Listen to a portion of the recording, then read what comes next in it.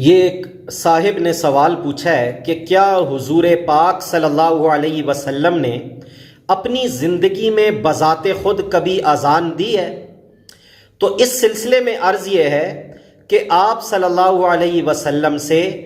بچے کے کان میں اذان دینا تو یقینی طور پر ثابت ہے۔ ابو داؤد شریف کی روایت ہے کہ جب حضرت حسن رضی اللہ تعالیٰ عنہ پیدا ہوئے تو حضور علیہ السلام تشریف لائے اور خود بنفس نفیس ان کے کان میں اذان دی،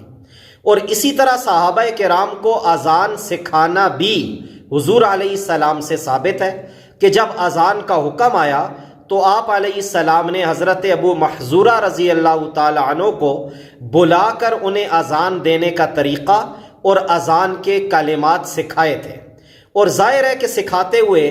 آپ صلی اللہ علیہ وسلم نے خود بھی اذان کے کلمات کہے ہوں گے۔ باقی کسی نماز کے لیے اذان دینا، یعنی کیا کبھی حضور پاک علیہ السلام نے کسی فرض نماز کے لیے خود اذان دی ہے یا نہیں دی، اس میں علماء کرام کا اختلاف ہے۔ لیکن علماء کرام کا ایک بڑا گروہ، جن میں ابن حجر مکی رحمۃ اللہ علیہ، امام جلال الدین سیوطی رحمۃ اللہ علیہ اور امام نووی رحمۃ اللہ علیہ جیسے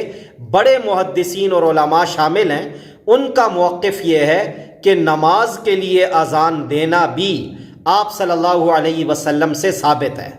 اور یہ حضرات ترمذی شریف کی ایک روایت سے دلیل پکڑتے ہیں کہ ایک سفر کے موقع پر حضور پاک صلی اللہ علیہ وسلم صحابہ کرام کے ساتھ تھے، تو وہاں بارش ہو گئی، زمین پہ کیچڑ ہو گیا، تو اس روایت میں یہ الفاظ ہیں کہ فَأَذَّنَ رسول اللہ صلی اللہ علیہ وسلم، کہ آپ صلی اللہ علیہ وسلم نے خود وہاں اذان دی، بلکہ روایت میں آتا ہے کہ اونٹنی پہ بیٹھے بیٹھے آپ صلی اللہ علیہ وسلم نے خود اذان دی اور پھر صحابہ کرام کو خود نماز بھی پڑھائی۔ تو اس ساری بات سے پتہ یہ چلا کہ زندگی میں ایک مرتبہ آپ صلی اللہ علیہ وسلم سے نماز کے لیے اذان دینا ثابت ہے۔